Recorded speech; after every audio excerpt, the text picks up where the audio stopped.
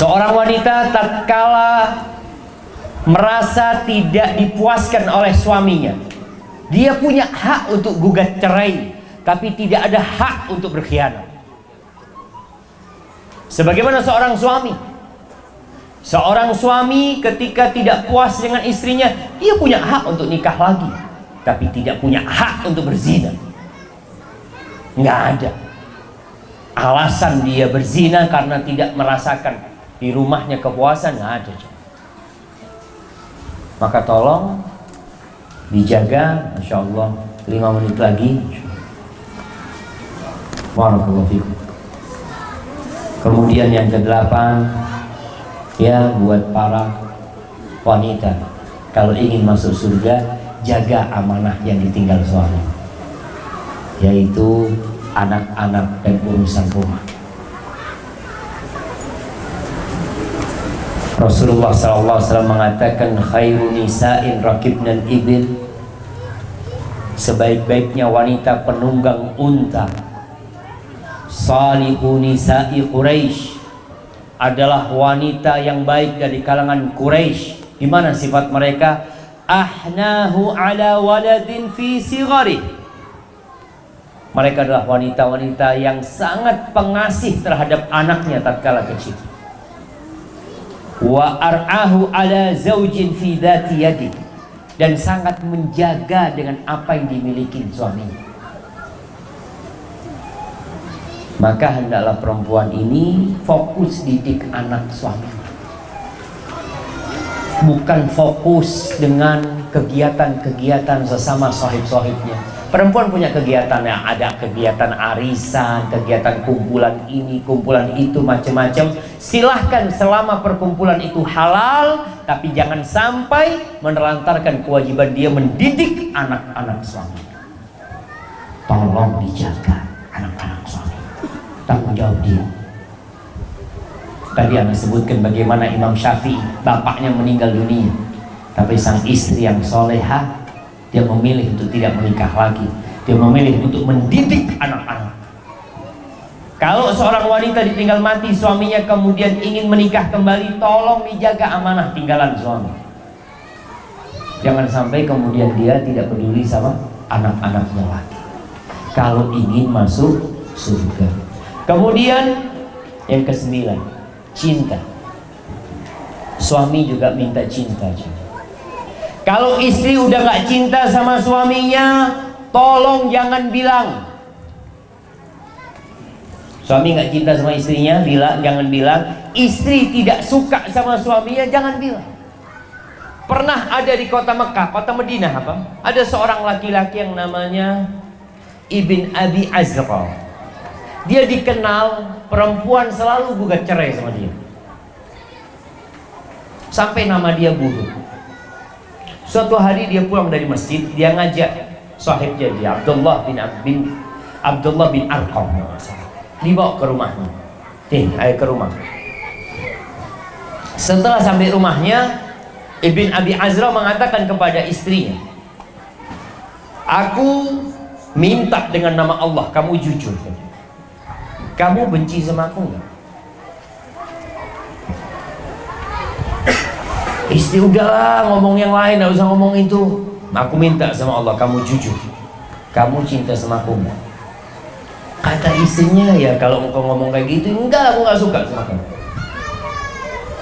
Kata, kayak gini nih istriku. Yuk, akhirnya berangkat ke Umar bin Khattab. Sampai tempatnya Umar bin Khattab, dia cerita. Ya sudah, kata Umar bin Khattab, panggil istrimu. Dipanggil istrinya. Istrinya datang. Apakah engkau yang jujur mengatakan gak suka sama suamimu? Iya, Amirul Mukminin. Dia tuh maksa minta kepadaku dengan nama Allah. Apa boleh aku berbohong? Kata Umar bin Khattab, iya, gak apa-apa engkau bohong. Fa inna aqalal buyut allati tubna 'alal hubb. Kata Umar bin Khattab, sedikit rumah tangga yang dibangun di atas cinta itu sedikit. Fa innan nas yata'amaluna bil islami wal ihsan. Pergaulan yang terjadi dalam rumah tangga ini kebanyakan itu berasaskan Islam dan ihsan. Karena kita diperintahkan, kita orang Islam suruh berbuat baik. Ya itulah yang menjadi landasan bergaul di rumah, bukan cinta. Sedikit yang dibangun di atas cinta. Itu kata Umar bin Khattab radhiyallahu anhu. Banyak rumah yang bertahan itu bukan karena cinta, kadang-kadang karena kesian. Istri kesian sama suami, suami kesian sama istri. Tapi kalau ditanya, kamu cinta nggak sama aku? Mas, kalau kau belah dadaku, namamu akan terukir di sana. Padahal terukir nggak disukai, cuma dia bilang terukir di sana. Nggak apa-apa. Itu bohong yang diperbolehkan, salah satunya bohong dalam urusan rumah tangga. Maka tolong istri, kalau ditanya sama suaminya cinta atau tidak, paling tidak dia ungkapkan. Nabi SAW suka mengungkapkan cinta. Ketika beliau ditanya SAW, siapakah wanita yang paling kau cintai, atau siapakah orang yang paling kau cintai? Aisyah, nggak malu. Maka antum pun nggak apa-apa mengungkapkan cinta tersebut, dan istri pun sama. Hadza wallahu a'lam bishawab. Itu yang bisa Anda sampaikan. Kita masuk ke sesi tanya jawab. Ini pertanyaan dari ibu-ibu semua.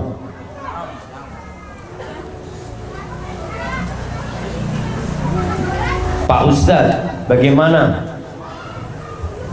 kalau kita sudah meninggal, kita ketemu suami kita yang pertama atau yang kedua, sementara saya sudah menikah 2 kali?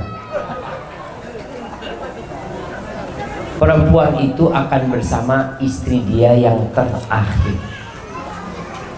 Yang terakhir. Oleh karena itu, istri-istri Nabi Muhammad SAW itu nggak boleh menikah lagi. Kebanyakan janda istri Nabi, janda mati.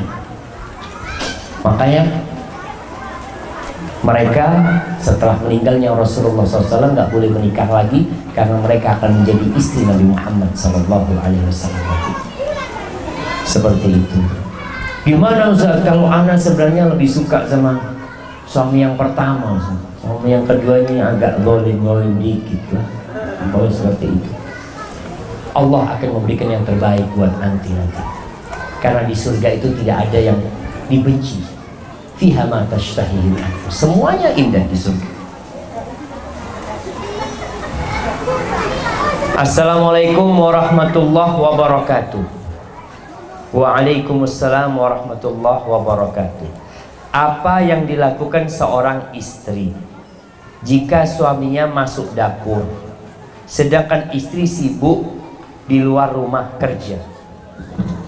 Apa yang dilakukan seorang istri jika suaminya masuk dapur? Ya nggak apa-apa suami masuk dapur, makanya nggak boleh masuk dapur. Sedangkan istri di luar rumah kerja, mungkin bukan itu maksudnya. Apa? Suami yang masak. Berarti anti harus lebih menghormatin suami lagi. Harus lebih menghormatin suami. Sejatinya bukan sesuatu yang aib suami masuk dapur, membantu istri. Tapi bukan dia yang masakin istri. Tapi kalau ternyata istri yang bekerja dengan kerjaan yang diperbolehkan dalam agama, dan suami menerima kondisi tersebut, ya silahkan. Tapi sang suami ingat, engkau menjadi komandan karena engkau memberikan nafkah kepada istri. Tapi kalau engkau tidak bisa memberikan nafkah karena ada suami yang nggak bisa kerja, atau kerjanya serabutan, atau gaji istri lebih besar daripada gaji dia, tapi kalau istrinya solihah, aman. Seperti Khadijah radhiyallahu ta'ala. Siapa yang kaya? Khadijah radhiyallahu ta'ala. Tapi ketika dia menikah, selesai. Dia tahu komandan dia adalah Nabi Muhammad SAW. Maka seorang istri tetap harus menghormati dan menghargai suaminya, yang dia telah menerima kondisi itu apa adanya, dan suami pun juga menghargai istrinya. Rumah tangga ini saling menghormati dan saling melengkapi. Allah mengatakan Jalla Jalaluh, hunna libasul lakum wa antum libasul lahun. Wanita-wanita itu pakaian buat kalian dan kalian pakaian buat wanita.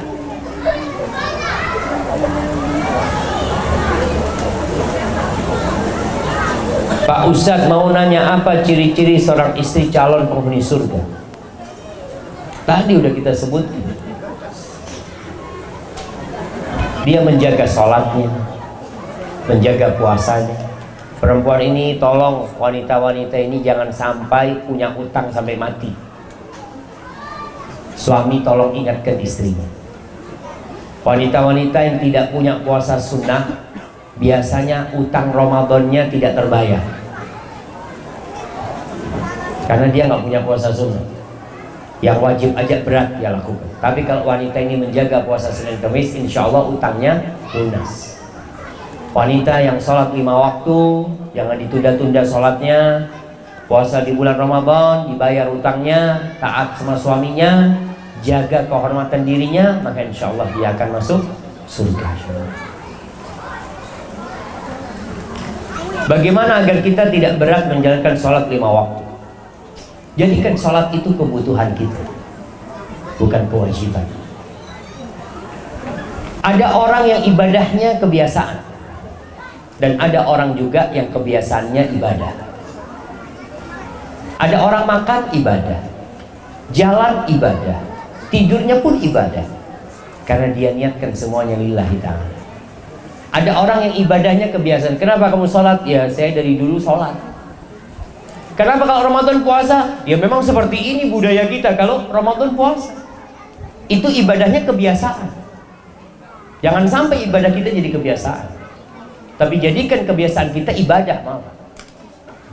Sehingga gak akan berat jamaah sholat.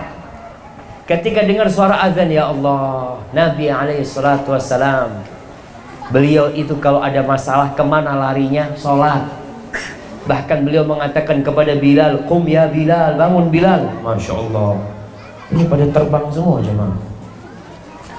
Antum kayaknya duduk di sini aja.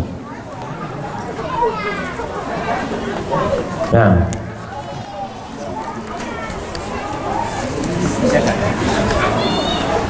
baik jemaah. Wahai Bilal, bangun Bilal, bangkit Bilal, bikin kami istirahat dengan sholat. Jadikan sholat ini tempat istirahat, jadi gak akan berat. Seperti orang yang sedang perjalanan jauh, kalau ketemu rest area dia seneng sekali, mampir dia, Allahu Akbar. Seperti itu sholat kita. Dalam sehari cuma 5 waktu. Dan kalau sudah kita cinta sama sholat kita, tahu dengan bacaan yang kita baca, memaknai berdiri kita, rukuk kita, sujud kita, maka insya Allah semuanya jadi indah. Hada wallahu a'lam. Bagaimana solusi seorang istri kalau merasa berdosa kepada suaminya, sedang suaminya sudah almarhum, sudah meninggal dunia maksudnya, untuk menebus segala rasa bersalahnya seorang istri? Ia doakan suami. Kenapa Nabi SAW ketika menyebutkan amalan manusia yang tidak terputus, anak soleh yang mendoakan, bukan istri soleha yang mendoakan, anak soleh yang mendoakan. Kalau anak ini tidak akan pernah berubah bapaknya, ibunya tidak akan pernah berubah. Tapi kalau istri, suaminya bisa berganti. Dia bisa ganti suami, suaminya mati selesai, dia lupa sama suaminya yang dahulu. Maka tolong seorang istri, gak apa-apa. Artinya engkau ingin nikah lagi gak masalah. Tapi kalau engkau merasa bersalah dan engkau ingin bersama suamimu di surga, jangan nikah lagi.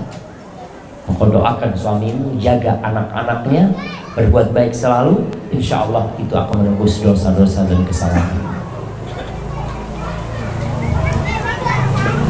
Ustaz, apa sih doanya supaya anak bisa semakin nurut sama orang tua? Nah, banyak baca doa. Salah satu doanya adalah Rabbana hablana min azwajina wa dzurriyyatina qurrata a'yun waj'alna lil muttaqina imama. Yang ada di surat Al-Furqan ayat 70 mungkin ya. Baca doanya. Baca doa Rabbi habli minas shalihin.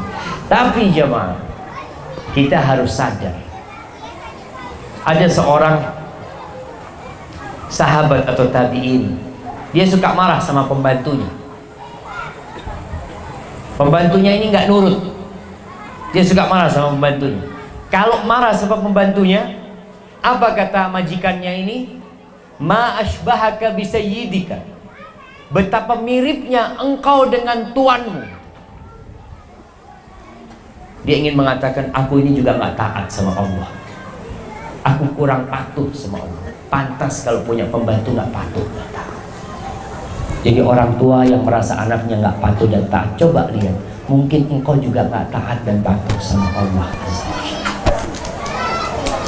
Melihat anaknya disuruh-suruh, menunda-nunda waktu, mungkin engkau juga suka menunda-nunda waktu sholat. Akhirnya anakmu sama nggak patuh sama Allah. Jadi orang tua yang ingin anaknya patuh dan taat, tolong dia dulu patuh dan taat sama Allah. Insya Allah itu membuka peluang anaknya untuk taat dan patuh. Bagaimana hukumnya jika seorang istri marah kepada suami karena sholatnya bolong-bolong? Marah boleh, marah karena Allah Azza wa Jalla. Tapi ada caranya. Yang pertama, anti harus tanya, kok bisa anti memilih suami yang sholatnya bolong-bolong? Sebagai istri, engkau melakukan kesalahan dalam hidup ini, memilih suami yang sholatnya bolong-bolong. Maka kepada suami yang sholatnya bolong-bolong, istri hendaklah memberi nasihat, bukan marah. Dia marah karena Allah, tapi caranya dengan memberikan nasihat kepada suami. Duduk sama suami, cari waktu yang tepat, karena tetap suami adalah pemimpin.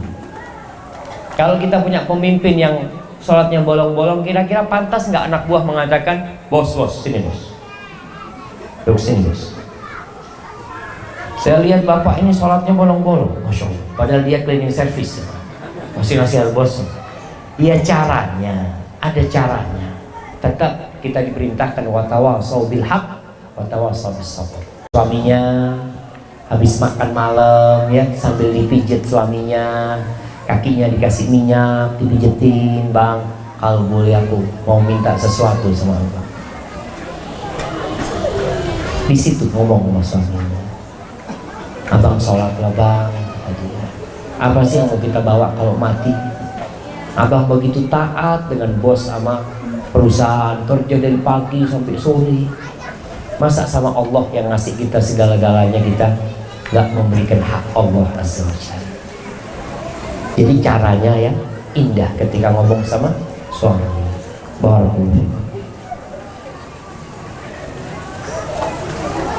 Bagaimana hukumnya dan aturannya secara Islam? Melakukan hubungan suami istri pada saat istri haid atau nifas atau sakit, apakah bisa menolak dengan ajakan suami dengan lembut? Nah, kalau dalam kondisi haid dan nifas, maka sang istri silahkan tetap melayani suaminya. Kalau alasannya cuma haid dan nifas, tapi tidak boleh di tempatnya anak. Rasulullah SAW kalau hendak menghubungi Aisyah dalam kondisi haid, dulu Aisyah disuruh pakai sarung. Maka Nabi SAW menjauhi tempatnya anak, itu aja. Jadi yang lainnya masih diperbolehkan. Istri masih diperbolehkan untuk memuaskan suaminya, tapi tidak di tempatnya anak. Itu. Kalau sang istri capek, lelah, maka hendaklah dia boleh menolak dengan cara yang baik. Tapi kalau dia masih mampu, bismillah. Dia capek, lelah, ya Allah, atau dia sakit, merasa dia sakit, mudah-mudahan ini jadi obat. Dan insya Allah jadi obat. Ada suami yang pengertian, ada suami yang tidak pengertian. Maka jangan sampai kondisi rumah gara-gara menolak jadi ribut. Tapi kalau benar-benar istri sedang sakit parah, ya minta maaf sama suami. Bolehkah seorang bernyanyi tanpa alat musik? Karena ada yang berpendapat boleh dan tidak boleh. Nasyid artinya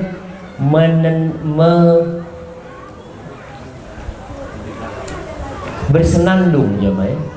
Ada bait-bait syair yang disenandungkan, yang dibaca tanpa alat musik diperbolehkan. Artinya bukan untuk orang gitu loh.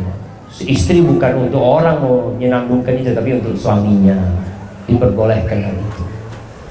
Kemudian nasyid sendiri memang selama tidak berlebih-lebihan diperbolehkan orang untuk menyenandungkan. Hada wallahu a'lam. Mengapa di saat sholat wanita muslimah yang memakai cadar melepas cadarnya? Na'am jemaah. Karena memang ketika dia sholat, dia itu menghadap Allah Azza wa Jalla. Dia tutupin semua auratnya kecuali wajah dan tangannya. Namun ketika sholat ada lelaki yang memandang, di situ dia diperbolehkan untuk memakai cadar. Jadi kalau cadar itu gunanya supaya tidak dilihat oleh laki-laki. Ketika anti sholat nggak ada yang melihat anti. Anti sholat di rumah, masa mau pakai cadar sholat di rumah? Allahu Akbar. Itu suami ngelihat istri pakai cadar nih. Sholat model apa lagi? Dan kita tahu memang ada khilaf di antara para ulama, apakah wajah wanita itu aurat atau tidak yang harus ditutup maksudnya. Hadza wallahu a'lam.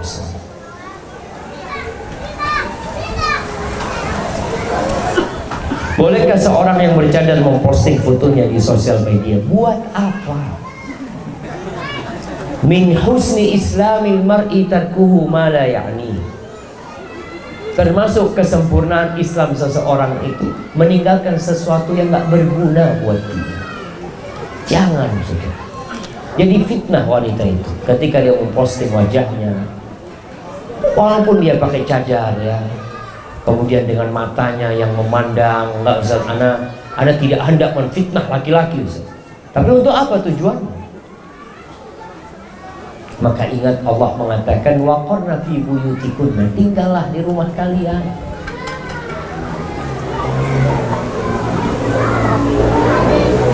Ustaz, saya mau bertanya, bagaimana hukumnya apabila suami suka menghutangkan uang kepada temannya, tetapi istri tidak ridho karena bayarnya hanya janji-janji? Uangnya uang siapa? Uangnya istri apa uang suami? Kalau uangnya istri, dosa suami meminjamkan uangnya istri tanpa keridhaan dia. Kalau itu uangnya istri. Tapi kalau uangnya suami, ya suka-suka dia. Kalau itu uangnya suami, makanya suami ini tidak harus istrinya tahu dengan uang dia. Para wanita tidak punya hak untuk tahu berapa gaji suami, tapi wanita punya hak nafkah sesuai dengan kemampuan suami. Kalau suami punya pemasukan sebulan umpamanya 10 juta, ibu-ibu minta berapa? Minta berapa? Semua. Gitu kan? Makanya jangan dikasih tahu. Dia minta semua nantinya. Betul. Sedangkan suami ini punya kewajiban selain istrinya. Dia punya kewajiban mungkin memberikan nafkah kepada kedua orang tuanya, memberikan nafkah kepada adik-adiknya yang masih perlu bantuan dia, menyambung silaturahim dengan keluarganya. Mungkin dia mau bersodakoh, mau dia berwakaf. Kalau semuanya harus tahu istri, maka kapan dia bisa membantu kedua orang tuanya? Sedangkan istri kalau tahu suami suka ngasih orang tuanya, walaupun dia wanita soleha, kadang-kala ada perasaan gak enak. Maka lebih baik istri gak usah tahu. Tadi antum mau minjemin uang kepada teman, silahkan pinjemin, utangin temannya, pamannya, tanpa istri tahu. Tapi kalau istri yang pegang duit, mau gak mau tahu, maka usahakan antum kasih istri sesuai kemampuan antum. Ini uang belanja, sisanya silahkanlah untuk beli apa ini itu. Mungkin suami juga ngasih duit istri untuk dia membantu orang tuanya, silahkan. Tapi istri nggak harus tahu berapa uang antum. Ada laki-laki yang pintar juga. Ketika fulusnya dikit, semuanya dikasihkan istri. Dek, tolong dicukupkan. ini gaji saya. Masya Allah. Ketika gajinya mulai besar, nggak lagi, dek ini sudah duit buat kamu, cukupin. Bang, nggak semua gaji, nggak lah, ini buat kamu. Memang seharusnya suami itu memberikan kepada istri sesuai kemampuan apa sesuai dengan kebutuhan? Sesuai kemampuan apa kebutuhan? Kebutuhan, kemampuan, bukan kebutuhan. Artinya kalau kebutuhan istri itu, umpamanya dia kebutuhannya sebulan itu hanya 2 juta, tapi suami mampu memberi 4 juta, kasih 4 juta. Tapi kalau kemampuan suami itu hanya 2 juta, kebutuhan istri 4 juta, berapa suami kasih? Ya tetap 2 juta. Istri harus menerima kondisi tersebut. Ini fair ya, Bang. Kalau sesuai dengan kebutuhan berat. Sehingga suami kadangkala dia harus berhutang sama istrinya. Bang, kebutuhan kita ini makan sehari 200.000. Jadi sebulan berapa jamaah? 6 juta. Sedangkan gaji suami cuma 3 juta. Oke bang, nggak apa-apa bang, sisanya anak hitung hutang abang. Itu kalau sesuai kebutuhan. Tapi kalau suami mengatakan maaf deh, aku hanya punya 3 juta, cukup kan? Ya sudah, berarti pola makannya dirubah. Ngomong sama suami, iya kalau gitu mas, kita mulai saat ini lampu di rumah pakai lampu yang lebih kecil, nggak usah terang-terang, sesuai dengan uang yang ada. Kalau gitu mas, insya Allah besok kita sarapan tahu tempe. Ya sudah, sesuai dengan kemampuan, bukan kebutuhan. Ustaz, saya mau tanya, berapa lama istri ditinggal suami tanpa nafkah lahir batin baru dikatakan janda? Selama-lamanya tidak akan dikatakan janda. Wanita ini tidak bisa menceraikan dirinya sendiri, jemaah. Makanya perempuan kalau nggak dikasih nafkah sama suaminya punya hak gugat cerai. Dia nggak bisa melepas dirinya, itu nggak bisa dia. Nggak otomatis gitu ya. Kecuali suaminya murtad, langsung pernikahannya rusak, selesai sudah. Ketika suaminya murtad, selesai, dia bukan lagi suami. Itu kondisi yang memang rusak pernikahan. Tapi kalau dia tinggal suami, nggak tahu suaminya mati mungkin di hutan sana, mungkin suaminya merantau, kemudian di sana dia menikah lagi, nggak pulang ke KP sini umpamanya. Apakah otomatis perempuan jadi janda? Tidak. Dia harus datang ke hakim, melaporkan kondisi dirinya. Di sini nanti hakim memutuskan kalau dia sudah memulai masa iddahnya. Kalau suaminya dibilang mati, berarti warisannya dibagi. Kalau suaminya ada di sana tapi suaminya nggak mau balik, maka di sini nanti hakim memutuskan, udah kalau gitu engkau khulu, gugat cerai, dan nggak ada warisan kalau gugat cerai. Hadza wallahu a'lam bishawab.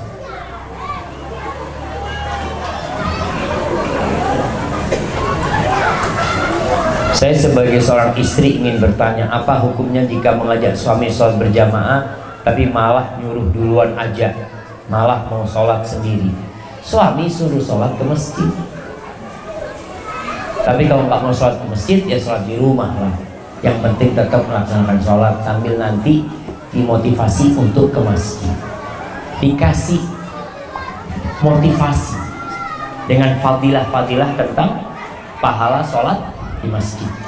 Itu insya Allah membuat suami akan sholat di masjid. Kalau suami memang mengatakan sudah kamu sholat duluan, ya sudah, istri sholat dulu ketika suaminya menyuruh seperti itu.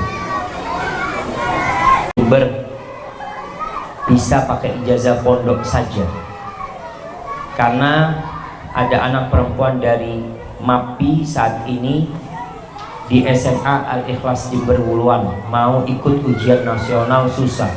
Jemaah berkaitan dengan kampus STD Imam Syafi'i Jember, kita ini resmi. Jadi memang anak-anak yang mau kuliah harus punya ijazah SMA. baik itu persamaan, tak apa-apa. Pokoknya harus ada ijazah SMA. Karena kalau tidak, dia tidak akan pernah bisa menjadi sarjana nantinya. Masya Allah, ini pertanyaan terakhir jemaah. Bagaimana sikap kita sebagai istri dan ibu jika melihat suami berbuat zalim atau kasar kepada anak-anaknya? Apakah cukup diam saja atau boleh melawan suami karena sikapnya? Syukran Ustaz. Haibatibillah. Ingat, rumah tangga ini tetap ada watawasau bil haq watawasau bis sabr.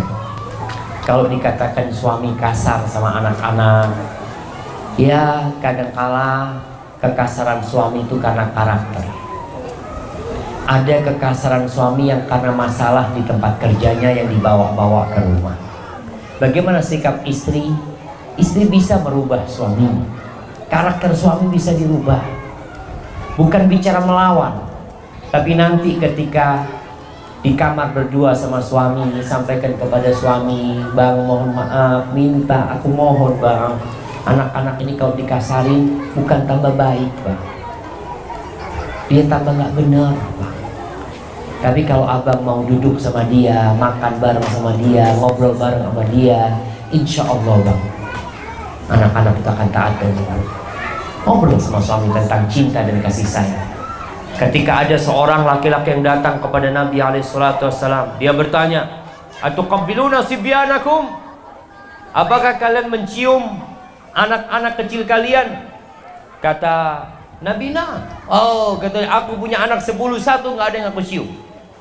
Karena kasar dan kerasnya dia. Kata Nabi SAW, "Amlik in naza Allah min qalbika rahmah." Ya gimana?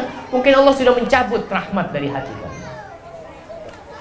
Maka ingat, istri coba menumbuhkan kasih sayang di hati suami dengan cara menumbuhkan keimanan. Ajak suaminya ziarah kubur, ngomong sama suami, "Mas, yuk kita lama gak ziarah kubur, Mas. Datang ke kubur." Karena ziarah kubur itu termasuk yang melembutkan hati kita.